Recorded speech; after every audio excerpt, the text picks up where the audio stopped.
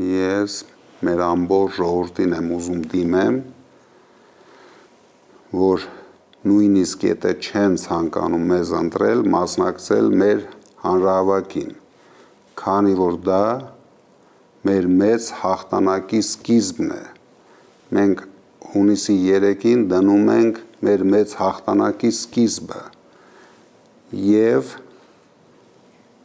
դրանով ամբողջ աշխարհին ցույց ենք տալու մեր ժողովրդի համախմբումը, մեր ժողովրդի միավորումը, մեր ժողովրդի մեծ ցանկությունները կանգնեցնել Ադրբեջանի Ալիևի եւ իր մարզպետի պլանները, լցնել Հայաստանը ադրբեջանցիներով։ Դա լինելու է մեզ համար գլխավոր նպատակ եւ մենք հանրահավաքին շատ ակտիվ ենք դա հնչեցնելու, որովհետեւ դա միակ քայլն է